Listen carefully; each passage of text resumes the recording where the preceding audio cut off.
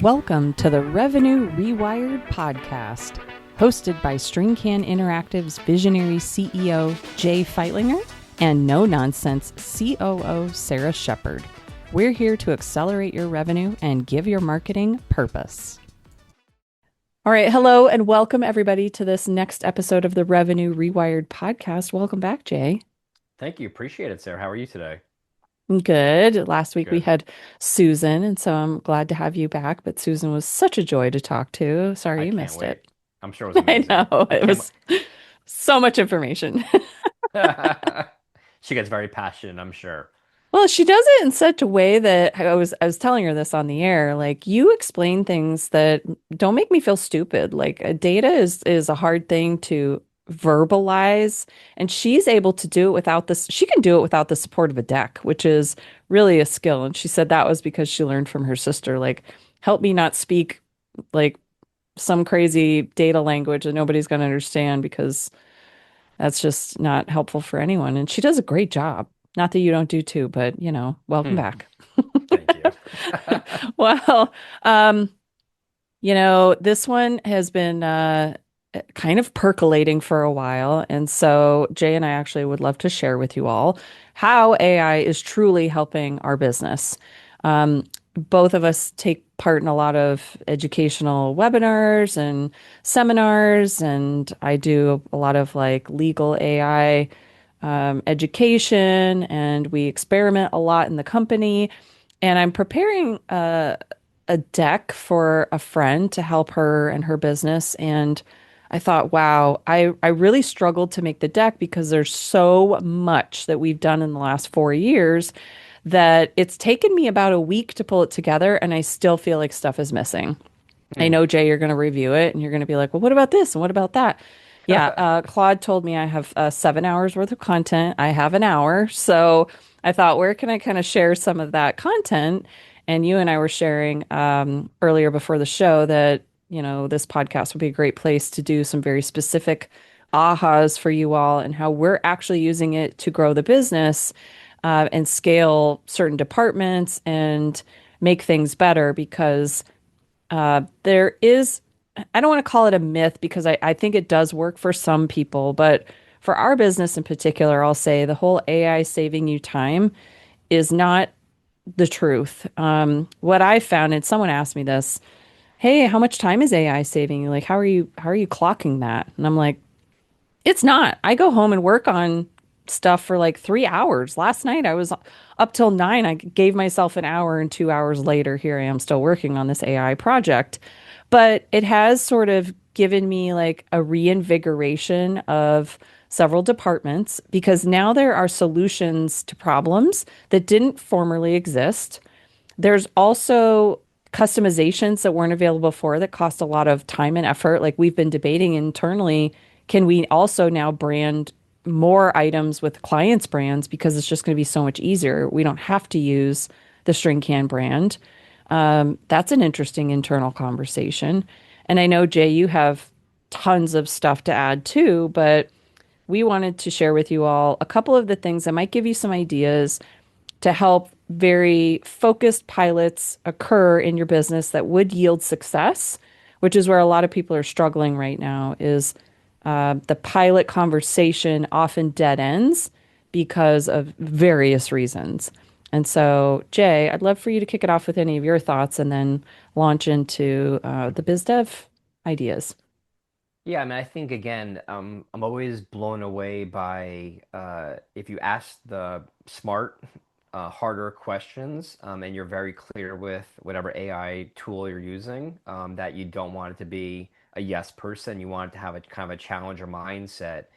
I'm always so beyond blown away what a great job it does. And if you do allow it to be a little bit critical, because it really has no feelings, it has no problem in telling you where you have some gaps.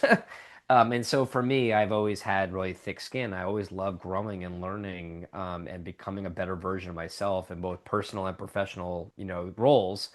I love AI systems, and so I think with that, pretty much every aspect of my professional career, I'm leveraging it. And so focusing on the kind of like the business development side, inspired by if those that are reading Sarah's LinkedIn posts, she recently wrote an article that I strongly recommend everyone read that talks all about like leveraging, AI to act as a board of advisors or advisor council.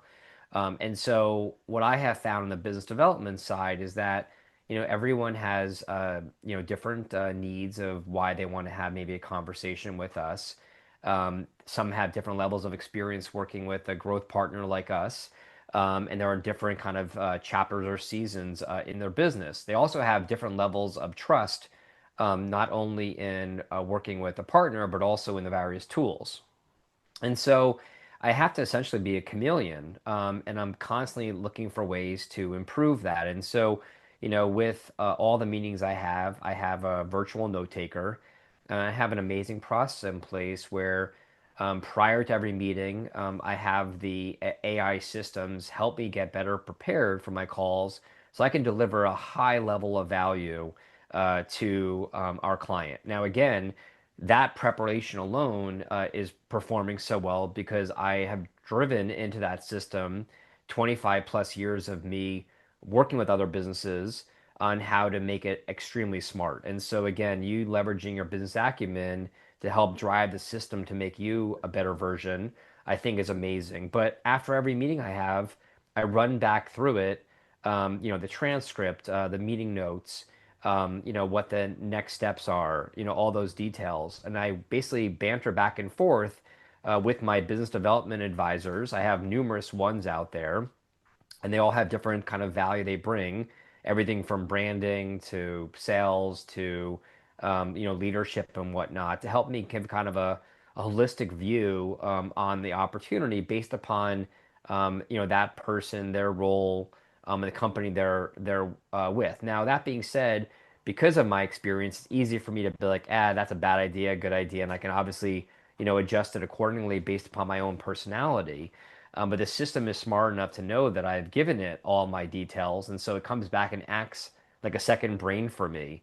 And so I think when I am working with prospective new clients, one of the feedback items I often get is how thorough I am, and that's partly because I am driven, but partly is because I rely on systems to help make it a more efficient process. And so I just love when I'm working with a potential new client and they're feeling like they're being heard, and I'm being very proactive and efficient in how I'm supporting them.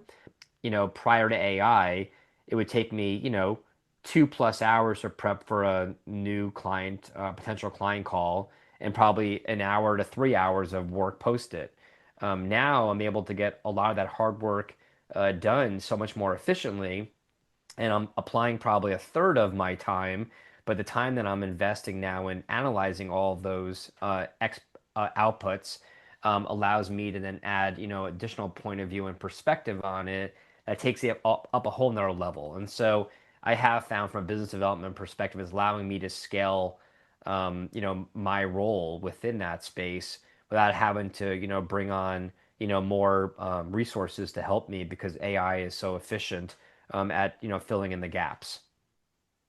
Okay, I'm going to ask you two questions. The first one is yes or Shoot. no. Okay. Truly, pause and think about this one because I know how you are with time. Is this taking you the same amount of time as it did before? Is that a yes or no question? Hmm. Um, I hate when you do this. It's probably a similar amount of total time because I'm constantly thinking about this kind of stuff. Okay, I knew you were going to say that because that was my gut feeling. And this was a gut, guys, seriously.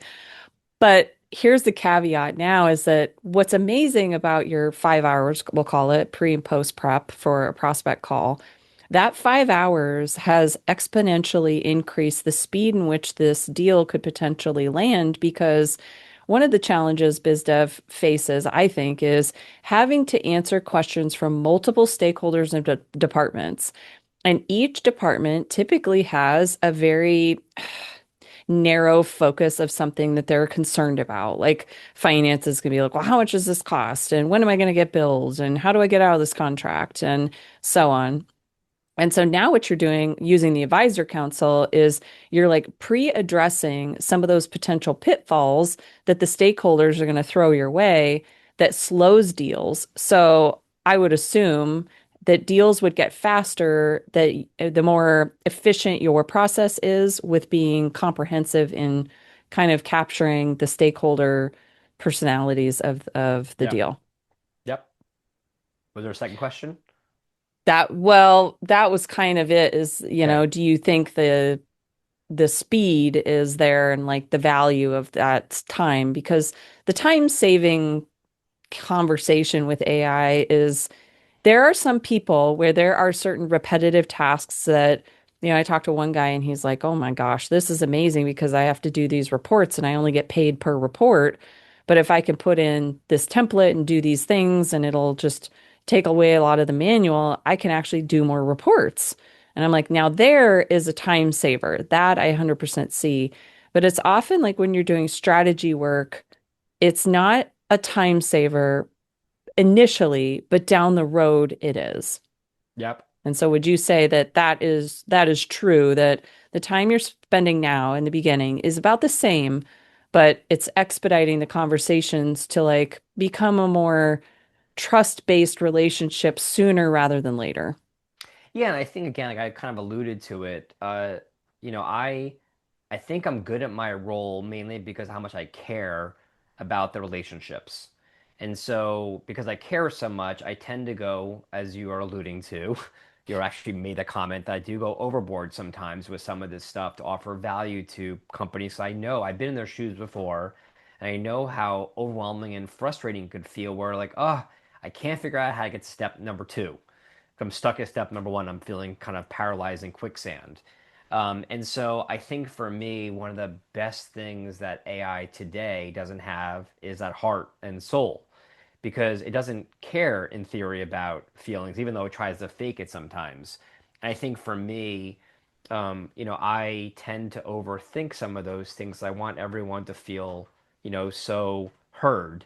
And so when it's like, don't worry about that, that's not important, blah, blah, blah. And I'm like, okay, that was interesting point of view. So it does help me get out of my own head sometimes and get a bit more efficient to get someone the support they needed. Hmm. Anything else you want to add on the biz dev side? No, but I would love to actually maybe turn over to you now and maybe have you share an example. Okay, well, I gotta onboard all these deals Jay's working on and closing people. So my project management muscle is being worked. And this one I think is interesting. So if you're a visionary, then you probably just are going to tune out for the next few minutes, and that's fine. But if you know an operator, they're going to nerd out super hard on this. I do want to kind of just focus, like we use a lot of tools here, but I am consolidating in a way that our project management system, ClickUp, is sort of becoming the brain behind the business. And I say that with a little tongue in cheek because they have an AI system inside the project management tool called Brain. And Brain 2 is a recently relaunched upgrade, I would say. And we've had Brain on our account for many years, but I have to say the last couple of months have absolutely blown my mind.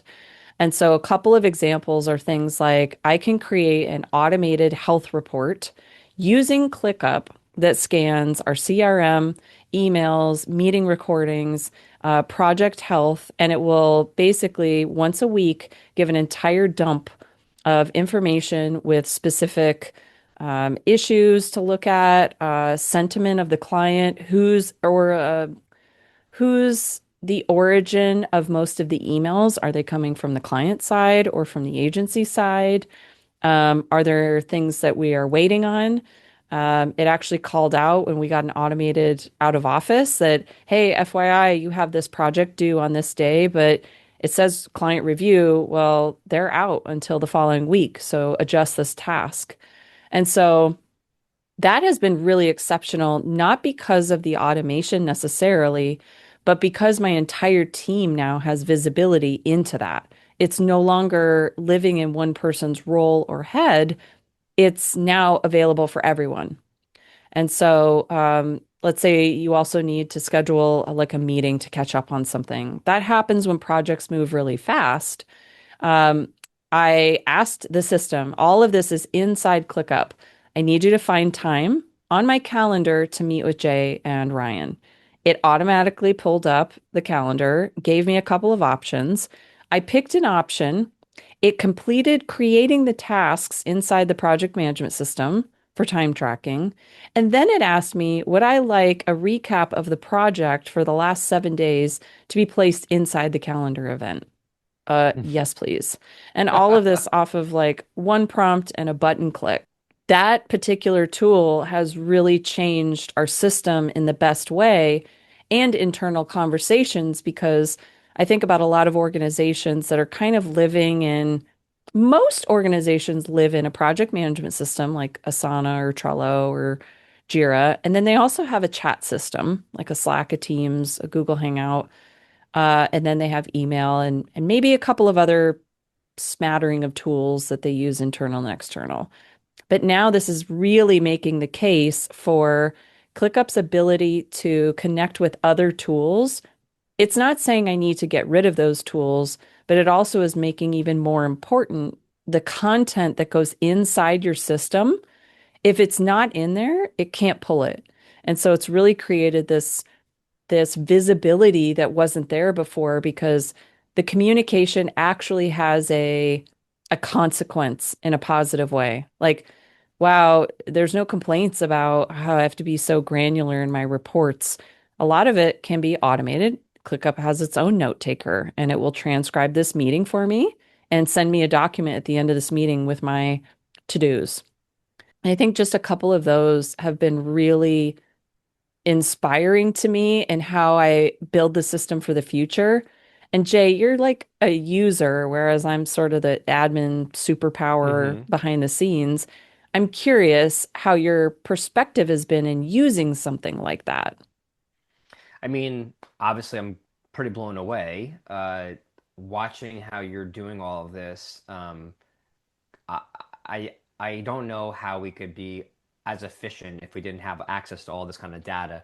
I mean, I guess I could share, Sarah, when you had me last week going to ClickUp, and I think that was, super beneficial where, we are working with a potential new client and they wanted to know details about how we're doing similar level of service needs, which was very, very unique to their business with other clients we had, and which I get because if I was them, you want to know that you're checking the boxes that if you're going to hire a new partner to provide you support, that that partner has the depth and breadth of whatever it is you need to do.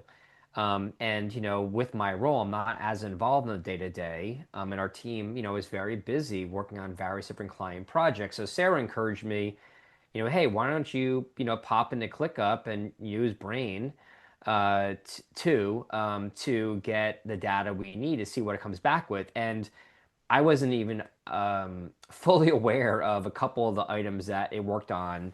Now, for my team members on the client services side, they're like, yeah, we know all of this because they're obviously very involved. And I'm not expecting them to tell me about every single nuance of things that we're doing. But it was just so eye-opening to me about how powerful the system is.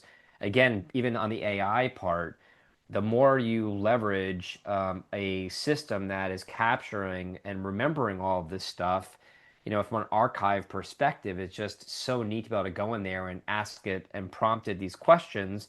And it could do all the heavy lifting regarding scanning thousands of different data points to come back and answering the questions. So for me, seeing how powerful that report was and how smart it was on giving me the data that I was looking for in a very attractive visual report way, it made me realize, how beneficial, a tool like this is in place of why, you've been beating us up, Sarah, for years now on being good about using the system and properly tracking stuff. That alone gave me the incentive I needed to see, how beneficial it is. 'Cause obviously, as we always say, garbage in, garbage out. I shouldn't be surprised if the system comes back and misses something because one of our team members didn't properly input in. So, again, that exercise alone was so beneficial for me to do to see the power of the system. Yeah, and there was one yesterday that surprised me too, where a team member had quite a few new projects added to their week. And so we were negotiating their capacity. And so I just kind of thought, I'm going to ask Brain. I said, this person's over capacity quite a bit. What do you recommend can adjust? And so it gave me a logic of here are tasks that don't have dependencies. Um, these are projects that the due date is far enough away. There's no time estimate, and a couple of other reasons. And it gave a, a very comprehensive list of the right amount of tasks to move. And I thought that was cool. And so you could just click DM it. So inside ClickUp, it has its own kind of Slack-like system. Their commercials are hilarious, by the way. But I just DM'd it to the team member and said, here you go, you can review and adjust accordingly. So now they don't have to scan through, I don't know, a minimum of probably 80 plus tasks in their week to go figure out what can move and negotiate with the client services team. ClickUp kind of already did that work for them.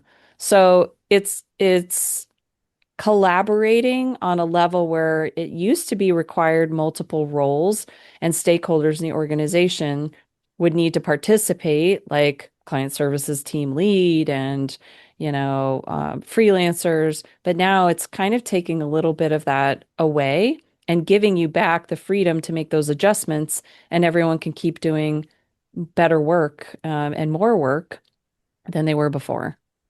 Love it. Good stuff. So, speaking of the client team, this is our third one, and it's a juicy one because we both have fun stuff we've been doing with this one. And so, Jay, I'll let you start. Okay. Well, piggybacking off of what I shared before on the business development side, the only part that I do struggle on the business development side is I don't have the knowledge yet of that person's personality, what their needs are, what exactly they have in place today. Because again, I haven't earned their trust yet to share with me all the things I need to understand. Well, the beauty on our client services side is we have clients we've worked with now for over 10 years. And as you probably can imagine, every touch point we've had with them, there's data available either through agendas, meeting transcripts, meeting notes, and we're very good about documenting and preparing for items. And so what we did was we layered on a very sophisticated system that we built out essentially a project leveraging Claude as an example. We've also done this in ChatGPT as well on the custom GBT side, but using Claude on the chat and co-work piece, building out a 100% tailored project based upon our business, our client's business, their competition, and then having it kind of going through a loop prompt engineering kind of mindset where it's constantly updating itself between various meetings and emails and client pain points and industry trends and all the things. And then essentially now it becomes this amazing advisory tool that our client services team can leverage to do what I mentioned before on the business development side, but a 10x higher value because it can come back and be like, well, if you remember, your client Bob 3 years ago had this pain point, and the way you guys handled that went so well with him. Why not do a similar strategy for this new pain point, his business has? And so, obviously over the years, we've been in business now for over 16 years. We have had numerous different team members, touching and supporting our clients. And unfortunately, there is some knowledge that might not get transferred well from a human's brain into some kind of system. And so if we do a good job at connecting all the various different tools like the CRM and ClickUp on the project management side and the various applicable files that are appropriate to share with that project, the system now can be engaged with to help us do our jobs in such a more efficient manner to ensure that we're connecting the dots and proactively supporting our clients. And so building this out and customizing it by client, I think is so powerful because we have clients with very unique, different skill sets and background in industries, and expecting, one client project to understand the nuances around, that person's personality, and what chapter they are in their business, and their focus and the services and all their ideal client stuff. it just it's going to come back with two generic things. And so by us tailoring this system that has a lot of knowledge and files behind it to help, drive the an elevated client service experience, is so beyond impressive. And then for our client services team, similar with how me and Sarah use these advisor councils to help us, have our own kind of mentorship and support. There's just so many opportunities for our client team to get really constructive feedback. So if they upload, their meeting details into the project, it'll come back and be like, hey, great job on this, but these are three areas for next time of how you could have done a better job of listening to the client or asking a different kind of question or providing an example. And obviously, as we all know, when you're in the moment and in a meeting, and maybe a client contact might be feeling overwhelmed with some aspect of their business. And often when there's emotion involved, it's hard sometimes to get through some of these things. If you remove the emotion and apply like data and science, and validated information back, it gives everyone a much higher level of confidence. And so I find that by building this out and us investing the energy, not only upfront setting this up, but constantly fine tuning it, and evolving it over the course of working with that company. I think it's an amazing opportunity for us to be, really doing a better job on providing a level of support. Yeah, and I think what's cool about that is on the flip side, another piece that we do is after the meetings, we have a very structured recap format that helps the team quickly identify the areas in which unique individuals' skill sets are needed. Like, for example, the project piece, it's like, hey, Sarah, here's the things that I need after the fact. Um, there's also a coaching element, like to your point, how you can do better. And then what's neat is this piece I love the most, and it's not AI. It's that the human context about the relationship itself is still required. But what's neat is reading through AI's non-biased, purely text-based response from the transcript is that you could catch words that you might have otherwise missed because of their tone, or words that AI says are important, but they weren't because of their tone. And so Hmm. there's this amazing collaboration now where I think the extra magic happens is we're not relying on that tool alone to send a client email. There's still human oversight, human context, but it gives the team the ability to move faster. And one of the biggest complaints clients have about our peers in the industry is their inability to keep up with the small details and things fall through the cracks in communication. And this is one way in which we have elevated that inside of our already well-performing agency. And I love seeing that there are ways we could do it better that don't cost someone a bunch of extra work, but it's just a better output. So they still have to do somewhat similar amounts of work time-wise post-meeting, but now it's like now they can be present because there's a transcript, so they don't have to worry so much about catching every single detail, which I think is one of the most special things about having that kind of like stopgap, I guess. Love it. Well, that was probably a lot we just shared with It everyone. Those it three was. big I'm things. thirsty. I need I talked a lot. Well, I think we'll stop there, but Yep. we put out a weekly podcast and AI 2-minute tips, and those are all tips that I've used inside the agency, or that Jay's used or that we've heard that are very successful. And so that's going on. I think I just recorded episode 72 yesterday. Wow. So that's going to go through September, but lots of tips. But we hope you guys have a great rest of your day. Jay, it was a pleasure catching up with you. You too, Sarah. Thanks, everyone. Appreciate your time. Thanks for tuning in to the Revenue Rewired podcast. Send us your questions to podcast@stringcaninteractive.com and follow us for more insights to drive your business forward.